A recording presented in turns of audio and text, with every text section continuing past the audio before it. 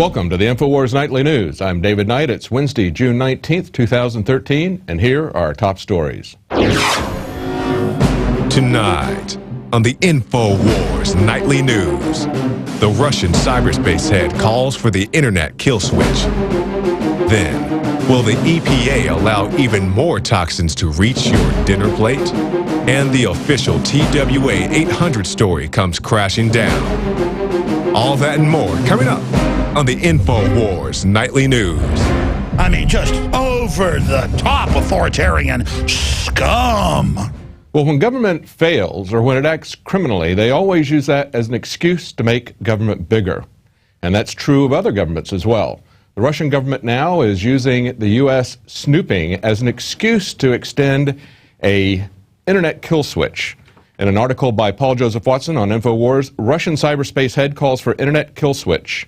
The head of Russia's cyberspace policy today called for global governments to react to the NSA spy scandal by creating a UN-style body that would have regulatory control over the internet, including a web kill switch.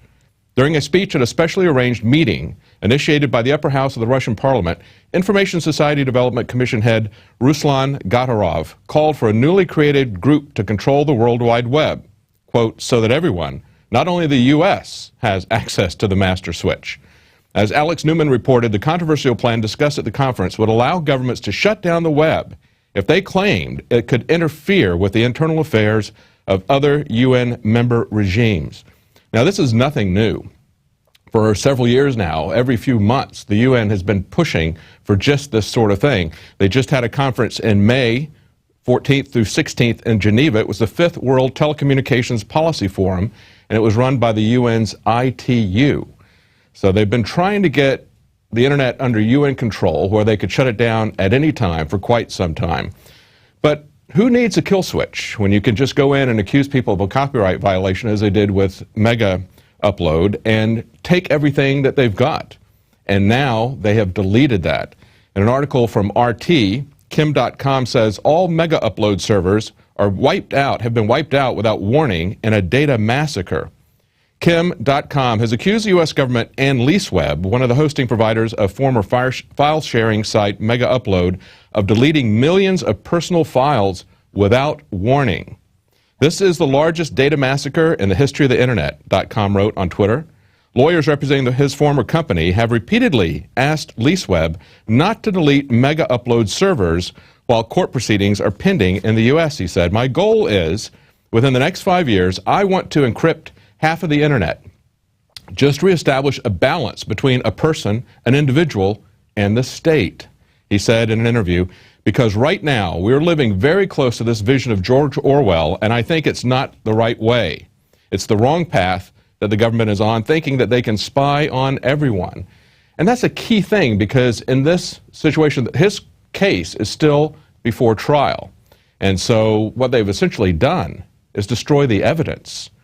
They still have to prove their case that he's violated their copyright, and there's a lot of information that's there, a lot of personal information that is, of course, not copyrighted.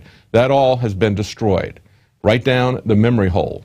But the encouraging thing is that there are a lot of internet entrepreneurs, a lot of people who are tech-savvy like Dotcom, who are now working to try to reestablish, as he said, a balance between the individual and the state. Now, of course, the internet is part of a battle. It's part of the war for your mind. It's actually part of a kind of a Cold War. This Cold War is really not between nation states. It's between the individuals and the governments who seem to be teaming up, as we saw from the first article, with Russia and the UN against individuals everywhere. Yeah, a world government, a new world order. And as part of that Cold War, there is a strategic high ground. That high ground is your privacy and your data. If you don't own that privacy, you don't own that data, the government has a much easier time of controlling you. But in a Cold War, people still die. And we just learned today that Michael Hastings, a journalist who was very instrumental in bringing General McChrystal's career to an end and exposing things that were happening in Afghanistan, died in what was called a fiery crash. Rolling Stone magazine called Michael Hastings a fearless journalist who refused to cozy up to power. His death at 33 came by way of a fire-fueled and explosive crash. It sounded like a bomb went off in the middle of the night. My house shook. The windows were rattling. Couldn't have written a scene like this for a movie where the engine flies from the car, which was about, I don't know, 50, 60 yards up, right down here to this telephone pole. Yeah, you couldn't write a scene like that for the movies. Why? Because nobody would believe it. You have to have a certain amount of credibility even in a fictional movie. But the story that's being sold by the mainstream media, that he was going at a very high rate of speed and his car burst into flames, just doesn't make any sense if you look at the evidence. First of all, look at that engine that he had there. He's pointing to the engine. It's not scathed at all by a fire. And it also, if you look at the pictures of the car, it is not deformed. It's up against a tree, but there's not anything there that is, the car is not smashed up. And there's a lot of questions about this. But first, let's take a look at some of the statistics about how likely is it that someone's going to die in a fiery crash. Well, according to FEMA statistics, there's only about 70 to 80 vehicle fires a year. And they say that there's only 2 out of 1,000 of the vehicle fires that people die in. That's a 0.2% chance of dying. Of course, as Darren McBreen pointed out, if you're a honest journalist pointing out things that the government or powerful men are doing that are wrong, your chances go up significantly higher than 0.2%. But this is a very, very unusual case. If you look at the pictures, if you look at what was said, first of all, the woman said it sounded like a bomb. Now, one of the reasons why so few people die in a fiery crash is because usually a crash, the people that die are pinned in a car that has crashed into something and they can't get out, and the engine starts to catch fire with leaking gas. That was not the case here, because you can see the car, the picture of the car is not deformed. It's not deformed, it was not struck in the back, it is up against a tree, but very little of the car is deformed. And as he said, the engine was thrown 50 to 60 yards away. Now, in an article by Jim Stone, freelance journalist at jimstonefreelance.com, he points out some of these issues. And he talks about how the rear passenger door is blown open and shredded with the rest of the car nicely intact. And he says, unlike the so-called single eyewitness report that says the car did not impact a tree. And you can look at that picture of the car against the tree, and you can tell that it was not smashed flat. It would be smashed flat if it hit that tree, and of course the engine would not be ejected. He said, look at where it stopped. There's not much damage to it. And of course there's no damage to the rear part of the car. And he points out from those pictures that it looks like the rear part of the car, the very first pictures that were taken, show paint still on the car. As you see the last picture there, pretty much all of the paint has been burned off. But the fire is concentrated towards the back of the car. And that just isn't what happens in a fiery crash. Typically, it's some kind of an engine malfunction. Usually, it's such a low death rate with fiery crashes. Usually, it's because somebody has time to pull over, their engine catches fire, they pull over, they get out of the car, they call the fire department, they come there. It's only when they get pinned in a crash, but the car is not smashed up that way.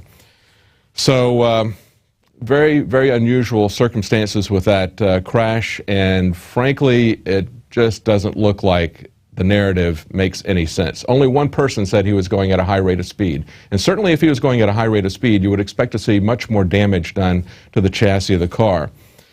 Now, his last article that Michael Hastings wrote was Why Democrats Love to Spy on America. He was a reporter for BuzzFeed at the time. And he says, besides Senators Ron Wyden and Mark Udall, most Democrats have abandoned their civil liberty positions during the age of Obama. With a new leak investigation looming, Democrat leadership is now being forced to confront all the secrets that they've tried to hide. And he says Glenn Greenwald's exposure to the NSA's massive domestic spy program has revealed the entire cast of current Democrat leaders as a gang of civil liberty opportunists. Couldn't have said it better. Whose true passion, it seems, was in trolling George W. Bush for 8 years on matters of national security, not wanting to do anything on their own. They've completely changed the narrative. So as he points out, with the exception of just a couple of senators, Ron Wyden and Udall, the Democrats have been as bad, if not worse, than George Bush. They're just using it for political advantage, as we see. And they're locking arms with their warmongering Republican colleagues, as we see with this next article from Dianne Feinstein and Mike Rogers. Now, of course, Feinstein is the Senate Intelligence Committee head, and Mike Rogers is her correspondent in the House. And he has been pushing over and over again CISPA. And they're trying to make a case that this spying is necessary. They're trying to make a case that they've actually stopped terrorist events. And they're having a very hard time doing it because the facts are somewhat contradictory. As Kurt Nemo points out in Infowars, he says on Tuesday, Feinstein said there are no hearings currently planned on the NSA scandal and nothing will happen until the intelligence community decides, quote, what can be said, unquote, about the massive and unprecedented violation of the Fourth Amendment. Obama also said that the NSA program has the oversight of the court. He refrained from mentioning that the court involved is a secret FISA court, itself an unconstitutional aberration created as a response to decades of constitutional abuse by intelligence agencies. And on Wednesday, Obama tried to defend the Stasi state with its unwarranted intrusion. He said, lives have been saved, he claimed, speaking in Berlin, where he met with his counterpart, German Chancellor Angela Merkel. Well, you know, I'm reminded of the Newsweek, March 2009, it was when Obama took office, and they came out with the headline that said, we are all socialists now. Well, I guess more specifically, the kind of socialists that we are East German Stasi socialists. That's the kind of state we've set up, except we have technology and the government has power that the East German Stasi could only dream of. It gives them a chance to look into every aspect of your life and put together an entire picture of you and basically keep that information forever so they can go back and blackmail people with it. They can blackmail, let's say, Supreme Court judges. People have suggested that maybe that happened with the Obamacare decision. They can take down directors even of the CIA with information that they glean from their personal account. What can they do with you? Well, time will tell. Now, we also have an article on Infowars that says, no, the NSA spying did not prevent a terror attack on Wall Street. This article from Infowars, it says, in response to the revelation that the NSA has been illegally spying on all Americans for more than a decade, NSA Chief General Keith Alexander claimed that the spying prevented a terrorist attack on Wall Street and the New York subway. However, Mr. Ozani pleaded guilty to providing material support. This is the guy that they're using as an example. In his case, money to al-Qaeda and not to terror planning. His May 2010 plea agreement makes no mention of anything related to the New York Stock Exchange or to any bomb plot, and his defense attorney said Tuesday that the stock market allegation was news to him. So all he did was he gave money, and how much money did he give? Well, $23,000. That is far less money than the CIA has given to al-Qaeda. Far, far less. Just a few of the weapons that we give them continuously would be many times more than that. And it bears repeating to say that the first time that Feinstein and Mike Rogers got together, the Sunday news show after the first revelations about PRISM and data mining, they were trying to make a case, again, as they're still trying to make a case, trying to find something that they prevented by illegally and unconstitutionally spying on people. And in that particular case, they were talking about Najibullah Zazi, and that failed attempt. And actually, that guy, who really was a terrorist, was caught by standard detective work. And it wasn't even American detective work. It was out of the UK, where that case was broken. Now, the question is, if no one is watching the watchers, and they aren't, then how do you keep the watchers from watching you? You know, we've got Google Glass coming online, and a lot of people are concerned about increased invasions of privacy, because it won't just be the surveillance cameras that are everywhere. It's going to be people walking around with Google Glasses on, feeding this up to the internet, to Google servers, which we have now learned are being tapped and analyzed and stored by the NSA. Now, a lot of people are angry about that. They're calling these people who might wear Google Glasses glass holes. I guess we could say that. But there's another way that you can fight this besides just ridiculing people who are doing it and trying to make it a socially unacceptable practice. We've got this report out of Japan, and these people are actually, they're working on a way to confuse face recognition even with infrared cameras. This is the world's first pair of glasses which prevent facial recognition by cameras. They are currently under development by Japan's National Institute of Informatics. Photos taken without people's knowledge can violate privacy. For example, photos may be posted online, along with metadata including the time and location.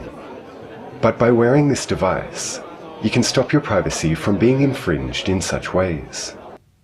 Now, as you can see in that video, they have people looking into a computer monitor at the same time they're being face scanned.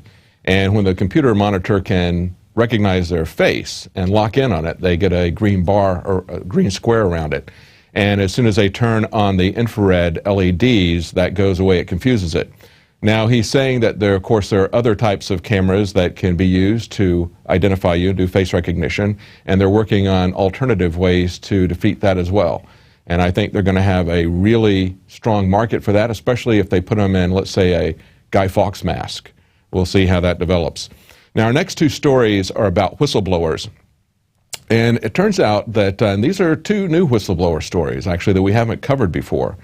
Turns out that whistleblowers are turning out to be some of our best defense against criminal actions by the government. It is really necessary and very welcome. We're all very grateful to the people who come forward and speak out when they see the government doing criminal things that are unconstitutional. In this particular case, this is reported, this is exclusive from Foreign Policy. They say that a whistleblower says that the State Department is trying to bully her into silence. The State Department investigator who accused colleagues last week of using drugs, soliciting prostitutes, and having sex with minors. Oh, maybe these pedophile networks that Alex is constantly telling everybody about, says that Foggy Bottom is now engaged in an intimidation campaign to stop her. After the CBS News made inquiries in the State Department about the charges, Schulman says investigators from the State Department's Inspector General promptly arrived at her door. They talked to both kids and never identified themselves, she said. First the older brother, then the younger daughter, and a minor, asking for their mom's place of work, cell phone number, and they camped out for 4 to 5 hours. Schulman says the purpose of the visit was to get Federalism to sign a document admitting that she stole State Department materials, such as the memos leaked to CBS. Schulman says it was crucial that she did not sign the document because her separation agreement with the State Department includes a provision allowing for disclosures of misconduct. And she said none of the materials were classified. Now, this is exactly what they did to the NSA whistleblower that we talked about on Monday. There were 3 major whistleblowers, and Jim Drake was one that they came after and tried to get him for improper handling of documents. They said they found documents at his apartment that were classified, although it turned out that he didn't have any classified documents, and some of the documents had been retroactively classified after they found them at his apartment. So in both of these cases, they're trying to use very tenuous means to try to persecute these people, and they were very intimidating with her. They threatened her children, camped out there for 4 or 5 hours, and said that they would be coming after her for criminal charges, threatening criminal charges. And that brings us to our quote of the day, and this quote is from Bill Moyers, and he says, "Secrecy is the freedom tyrants dream of." That is very true. You know, we talked about when we were covering Bilderberg how ironic it was that at the same time all these scandals are breaking that are showing people what we've been talking about, what Alex has been talking about for decades, and that is the government is collecting everyone's information, storing it, spying on everybody, doesn't believe that anyone has any right to any kind of privacy, and yet they maintain what they do in absolute secrecy. They demand the ultimate secrecy. And so we see as individuals lose their secrecy, lose their privacy, government continually gains more and more secrecy. It's kind of a zero-sum game, just like freedom and tyranny is a zero-sum game. Now, another thing that's coming out from whistleblowers is information about the TWA 800 crash, that it was not due to gas tank explosion, and this is former investigators coming forward and talking about it. These former investigators, whose credentials range from the NTSB, TWA, Airline Pilots Union, and forensic experts, now claim that radar and forensic evidence shows the wiring was not the cause of the crash. The explosive forces came from outside the airplane, not the center fuel tank. The agenda was that this is an accident, make it so. I remember this when it happened 17 years ago. And I remember there was a lot of chatter. There wasn't an internet. There wasn't much of an alternative media at the time, but people were still communicating, let's say on bulletin boards, that sort of thing. There was still communication going on, and much of it was in alternative news publications, hard copy. And there was a lot of information about how the government was going around and taking information from witnesses and essentially kind of doing not just a perfunctory investigation, but covering up and taking data away that investigators had. And that's exactly what we see in this article. In the article, it says that producers of an upcoming documentary on TWA Flight 800, which exploded and crashed into the waters off Long Island on July 17, 1996, killed all 230 people on board. These producers claim to have proof that an explosion outside the Paris-bound flight caused the crash, and 6 former investigators who took part in the film say that there was a cover-up, and they want the case reopened. Again, whistleblowers coming forward and talking about what was covered up. They go on to say Jim Spear, an accident investigator at the time of the crash for the Airline Pilots Association, who shifted through the recovered wreckage in a hangar, said he discovered holes consistent with those that would be formed by a high-energy blast in the right wing. He requested it be tested for explosives, and when the test came back positive, he was physically removed from the room by 2 CIA agents. Dozens of eyewitnesses in the Long Island area also recalled seeing something resembling a flare or a firework that was ascending, not descending, and culminating in an explosion, the CIA said in a 2008 report. Had the crash been the result of state-sponsored terrorism, it would have been considered an act of war, said the CIA report. Now, listen to this recording that was part of the air traffic control chatter at the time between the air traffic control and commercial airline pilots who saw the explosions. We saw 2 fireballs go down to there seemed to be a light, I thought it was a landing light on, it was coming right at us at about, I don't know, 15,000 feet or something like that, and I thought I had a landing light on. Maybe it was a fire, I don't know. So he said he saw something that he thought at first had landing lights turned on. And he turned on his landing lights to make sure it didn't collide with him. And then as he thought about it, he said, well, maybe it was a fire. Maybe it wasn't landing lights. And as you saw in that video roll, the supposition is that it's either a terrorist attack. Most people, however, believe that it wasn't a surface-to-air shoulder missile from terrorists. There was a nearby naval exercise going on at the time, and many people believe that this was a cover-up by the U.S. government to keep people from realizing that perhaps an aberrant missile took that plane down. Now, at the time, approximately, according to Wikipedia, approximately 80 FBI agents conducted interviews with potential witnesses daily. Yet listen to what they did. No verbatim records of the witness interviews were produced. Instead, the agents who conducted the interviews wrote summaries that they then submitted into the investigation. And witnesses were not asked to review the summaries. They were not asked to correct the summaries. And included in some of the witness summaries were drawings or diagrams of what the witnesses observed, but of course, the FBI was not interested in that. And it is also very unusual for the FBI to even investigate a crash like that. That's usually done by the National Transportation Safety Board, the NTSB. And so there were a lot of questions being asked at the time. People who asked those questions were being called, guess what? Conspiracy theorists. If you don't believe implausible explanations that are put out by the government, if you question those, you're called a conspiracy theorist. But in reality, what you are is what people used to call skeptics, or maybe just journalists that are trying to do an honest job. And now we see, 17 years later, we see several people coming forward because they're bothered by this cover-up. And I think it'll be a very interesting documentary. I think it'll be very much like A Noble Lie, which really put together, summarized so many aspects of the Oklahoma City bombing and told the real true story that was never told in the media. Now, we also have a video that is being put out by the same producers of A Noble Lie. It's State of Mind, Psychology of Control, and it's pre-booking now at Infowars, and we have an exclusive on that for at least 90 days. It's the only place you can get it. And right now, if you pre-book, you can get a free video with that explains in a very entertaining, cartoon way how the Federal Reserve and money works. So take a look at that. It's a great way to wake people up. When we cover stories in the news, we have to cover the high points. We cannot go in depth to give the full explanation, the full background, all the investigation, all the evidence that people can uncover in documentaries. It's a great way to wake people up. Now, it's not just assassinations by drones. It's not just mafia car bombings of journalists like we were talking about earlier. Murder is really a way of life for the Washington feds. And we have a Pulitzer Prize-winning author pointing that out in a new book. President Obama's secret CIA hit squad is detailed in The Way of the Knife. This is a story from the New American. This is a story behind the development and deployment of this presidential killing corps, told in The Way of the Knife, the CIA, a secret army, and a war at the ends of the earth. Latest book by Pulitzer Prize-winning journalist Mark Mazzetti.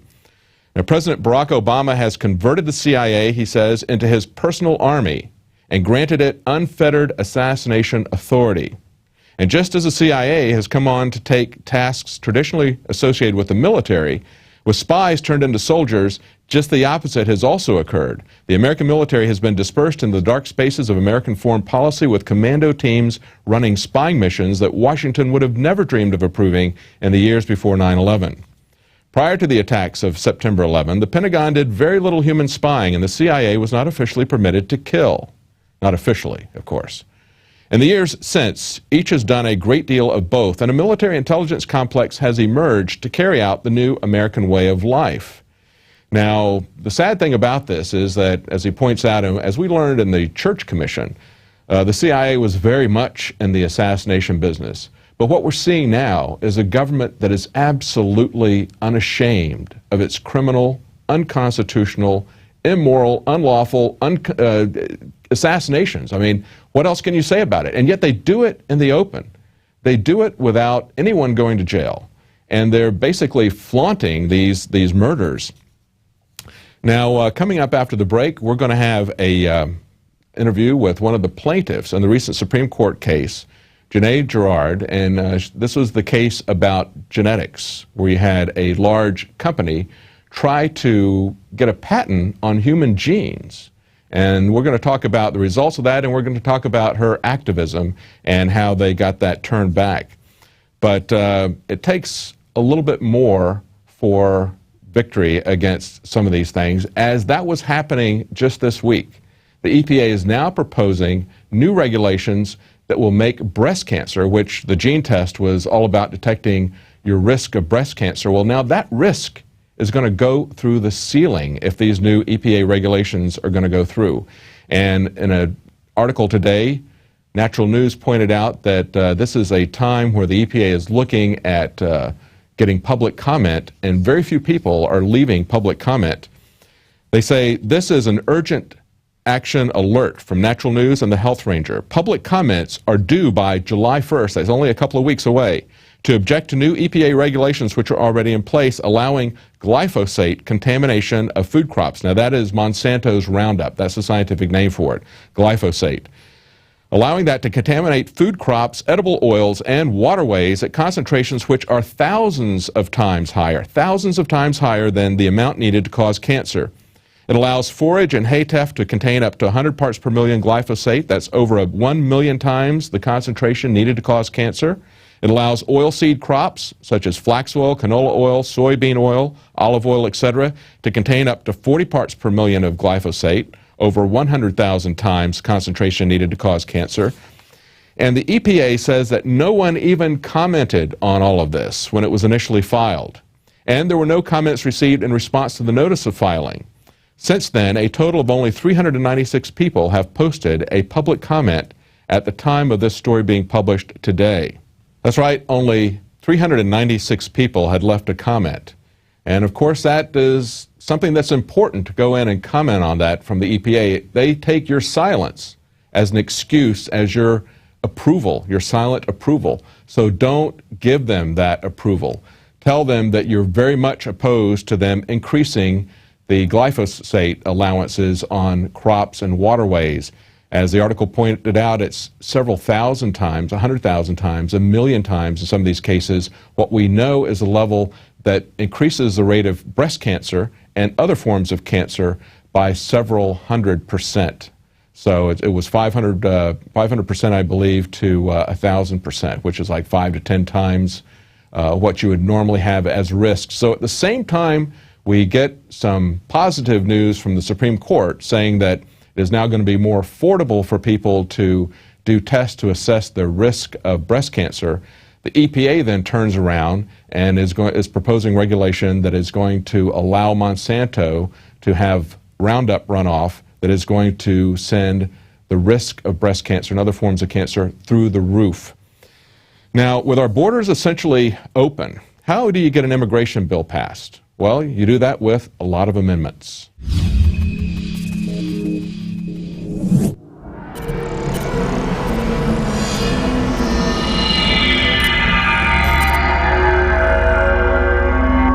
While the NSA is busy tapping your phones and the IRS swims in scandal, Congress screams immigration reform.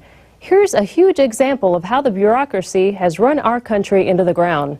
To the north, we have ships sitting in seaports overnight, waiting to be cleared because of so-called changed policy that keeps ships from being inspected until regular business hours. And to the south, we have illegals crossing and not being stopped because of various reasons ranging from sequester to no more detention space, or the latest, running out of gas. Officials in South Texas are overwhelmed with illegal immigration issues. With borders essentially open and little enforcement on illegal immigration apprehension, how does an immigration bill get pushed through? With many amendments.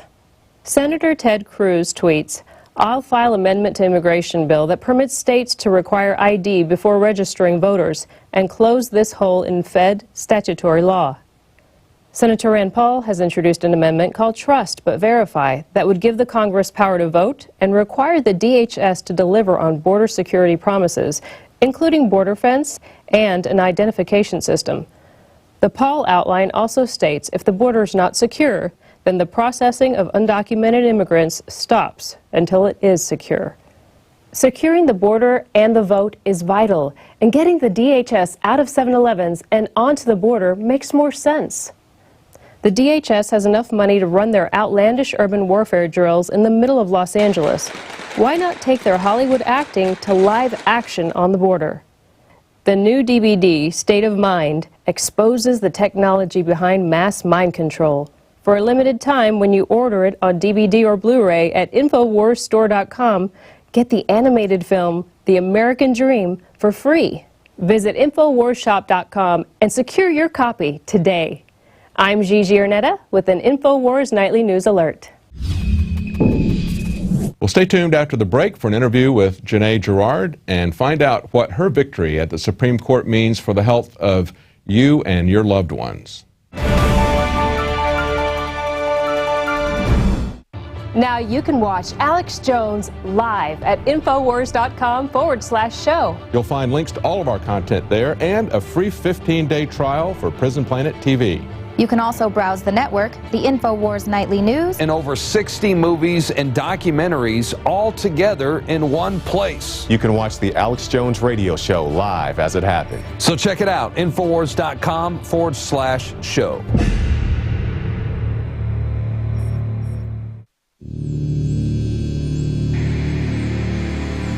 Are we choosing our own paths, our own destiny, or has it been pre-selected for us? C.S. Lewis said, when training beats education, civilization dies. We need to always be cognizant of, as a free society, that information can be used as a weapon. Barrier to discovery is not ignorance. It's the illusion of knowledge. We are seen as nothing but biological androids. To gain control of education in America, not for a philanthropic purpose, but to change the thinking of the American people. From the time we're very young, we're taught to, worship authority basically because that's our key to survival as young children. Discover the history, the present, and the future of mind control. From compulsory state education to the Hollywood media brainwashing machine, we are kept in perpetual bondage to the ideas that shape our actions. And the CIA scientists could actually film people who had been surreptitiously dosed with LSD. There's a brain entrainment process that takes place. That gives the government free rein to create whatever story or narrative it wants to create. Whatever the public face of something is, whatever they're talking about publicly, there's something else over here they're probably not looking at. How to engineer the opinion of the American people so that they would fully endorse, not only endorse, but demand a war. When you watch mainline establishment television, you are putting yourself in front of the barrel of a gun. Discover the history, the present, and the future of mind control, psychological warfare, brainwashing. Are we controlled and manipulated? You bet. That's mind control par excellence. Find out how deep the rabbit hole really goes with this new groundbreaking documentary film, State of Mind. Available exclusively at Infowars.com. The important thing about the Pro 1 filter today is that the material we use for removing fluoride and other heavy metals now will remove the latest form of fluoride called hydrofluorosilicic acid. There's no other fluoride reduction filter out there that will remove that type of fluoride. And it's extremely important because today we're hearing more and more cities are using that form of fluoride. We've been having medication forced on us through the water system for quite a while. Most people don't realize it. Most people don't realize the negative effects of fluoride. There's a wide range of health effects that are attributed to fluoride. Bottom line, why should somebody get this new Pro 1 ProPure filter? The reason to buy the Pro 1, it's an all-in-one filter. It's convenient, easy to use. It doesn't require the add-on fluoride filter. And in addition, this filter removes the latest form of fluoride called hydrofluorosilicic acid.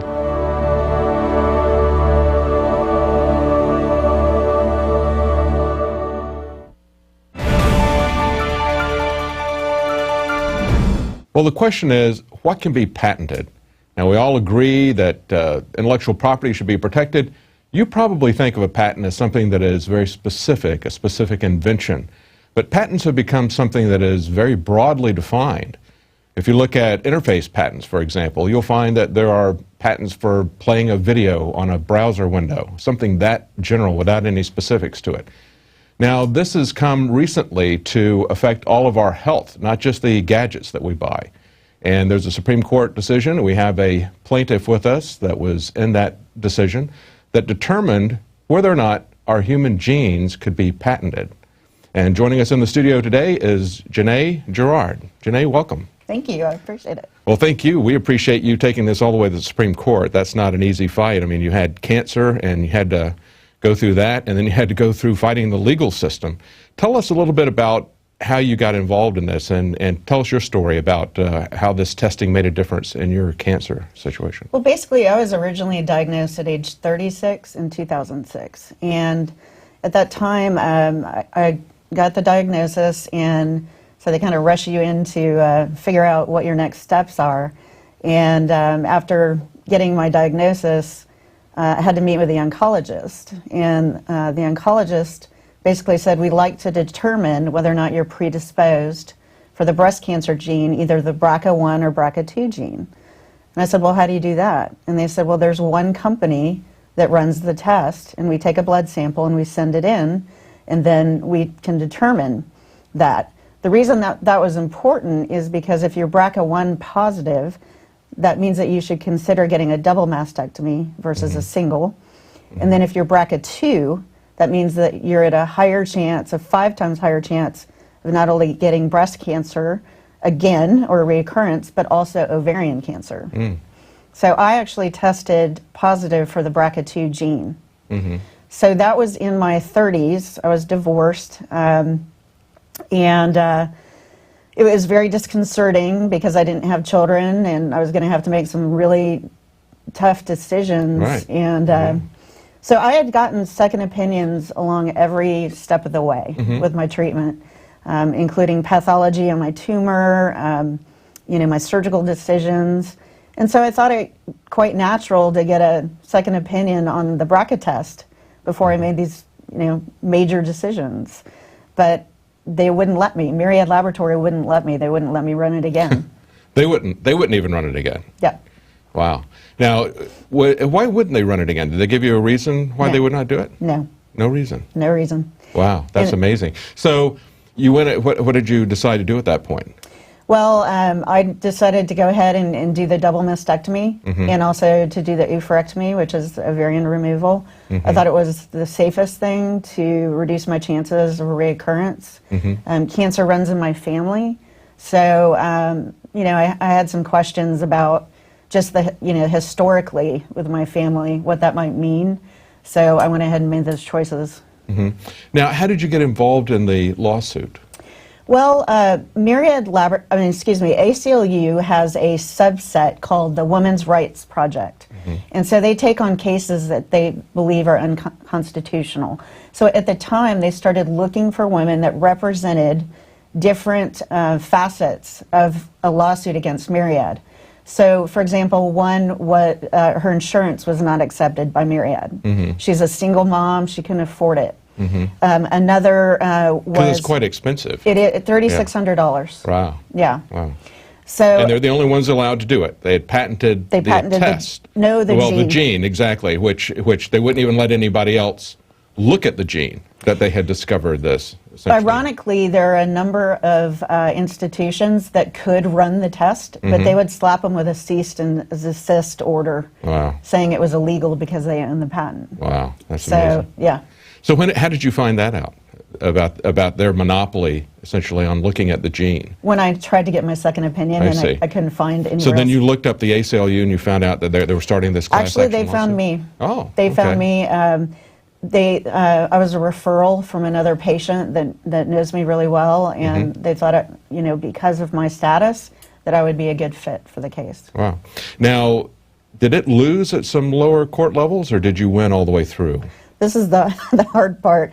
It started at the state court, and we actually won in New York, and then it got appealed, and then it went to a federal court where they said that it was legal for Myriad to own the genes. They declared that it wasn't a genetic patent, that it was like a static patent. So then it went to the Supreme Court, and they were in the midst of working with another gene patent case that was Prometheus, and so they sent it back down to the federal court, and finally it got back to the Supreme Court, and they ruled on it. So it's been a zoo. I mean, I don't have. How many years did this go on? 2.5. Wow. Yeah. Wow. Yeah, it's just amazing when like I said in the introduction, when you look at what's happened to the patent law. It's got so amazingly broad that the things that nobody would imagine would be patentable. I think there was even like a patent for watching pornography on a computer or something. I mean, silly, incredible stuff that's so general. And in this case, like you said, it's not the test because they can still patent a method. But they had just discovered that these genes were indicative of higher risk, and they wouldn't let anybody else even look for it. Yeah. That's amazing. There was a stat that I came across in this. It said in the past 31 years, 20% of the human genome has been protected under U.S. patents. So that's going to be pretty big game changer now, this court case. It really is. What are the implications now for people? Talk about, first of all, people who are there for breast cancer. They're going to be able to get second opinions and cheaper tests, but are there, what other implications are there? Well, first off, because the monopoly will be broken, they believe that experts believe that the price will drop to about $150 to run the test, which makes it a lot more affordable for the public. Also, that's a big difference, $150 to $3,700. Yeah, it's crazy. It's crazy. Pretty big profit margin there. I know. One of the other things that a lot of people don't bring up that really scares me is that Myriad Laboratory banked all of our breast cancer data in the whole United States for quite a long time. Now, what's going to happen to that? I don't know. Oh, that's interesting. Well, it's Is the ACLU interested in that? I don't know. I don't know. So, but the point is that we may be furthering research with that data, or finding certain areas that might be more prone for cancer or breast cancer, certain cities, certain territories. looking at more in depth at hereditary issues. That was a big problem for me, that they have all of that data. Yeah. So. And from what I saw, the Supreme Court decision, they did uphold their patents on a certain type of DNA, complementary DNA or something like that. It's synthetic. Synthetic, yeah. It's created, right. Right. So they've got this large database of genetic sampling that they can look at. They can turn that over to the government if they wish, because we've seen what happens with telephone records and internet records and that sort of thing, that if you give it to a third party, often, in spite of any assurances that they gave you in an agreement, they're turning that over. That's really what CISPA was all about, was basically taking that liability away from Google and other companies so that they could turn this over without being sued by people who had given, because they violated their user agreements. Yeah. It's quite scary. Yeah, that's amazing. So, what do you? What was the process at the lower levels when you first got involved? Like you said, they started out at the state level, and then that was in New York, but you were here in Texas. Right. Yeah. Okay. Yep. All right. The 6 plaintiffs are scattered around the country. They're in different places. Now, there was a quote from the ACLU that said, today the court struck down a major barrier to patient care and medical innovation. This was Sandra Park. You know her? Yeah, she's my lawyer. Senior staff attorney. She said, Myriad did not invent the BRCA genes and should not control them. Because of this ruling, patients will have greater access to genetic testing, and scientists can engage in research on these genes without fear of being sued. So it's going to be pretty big, because like I said in the previous quote, there's 20% already had basically been shut off for anybody else doing any kind of testing or evaluation.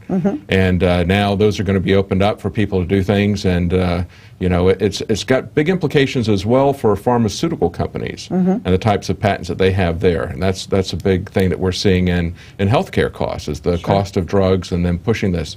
I know you were talking about what they did to entice you about the dangers of taking this. Tell us a little bit about that. Yeah, being in the oncology office, they have you watch a video on a DVD. It's required before you actually submit your blood sample.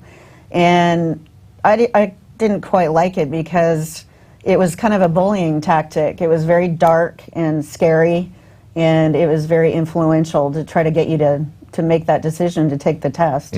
And I particularly didn't like that, because some people will respond to that, some people, would just be scared and when they weren't even at risk. Well, it's amazing when you look at how much of the television advertising that, the advertisers are, so many of them are pharmaceutical companies, and it's become, for the longest time, we didn't watch television. We moved to an area where we got no reception of broadcast television.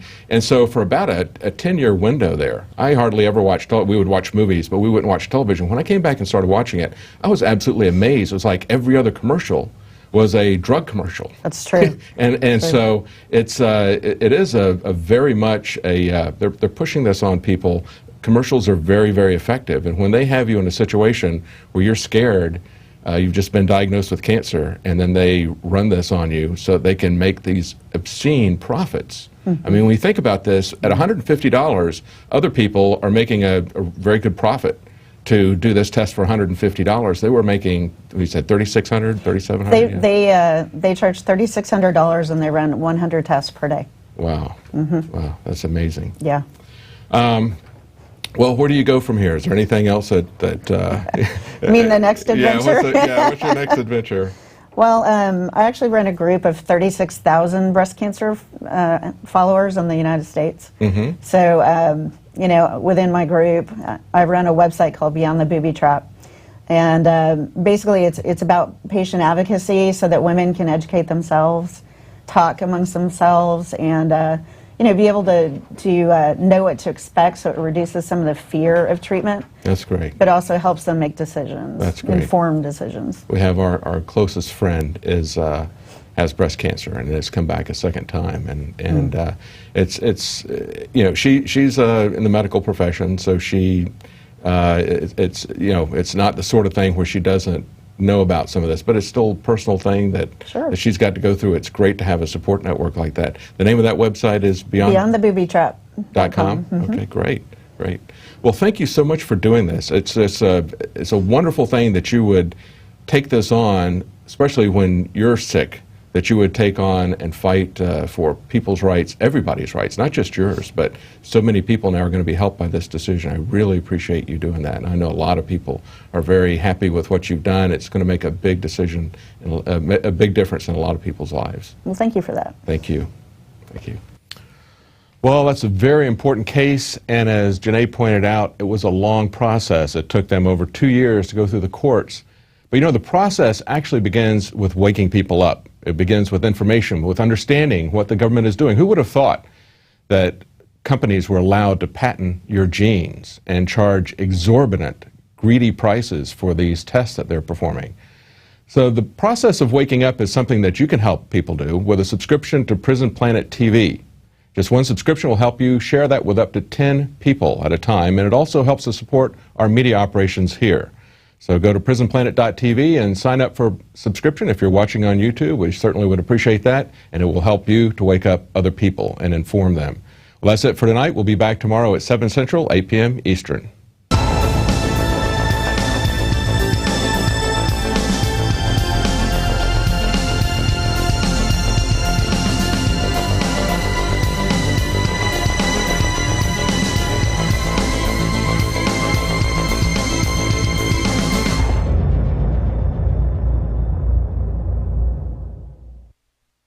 Now you can watch The Alex Jones Show live as it happens at Infowars.com/show. You'll find links to all of our content there and a free 15-day trial for Prison Planet TV.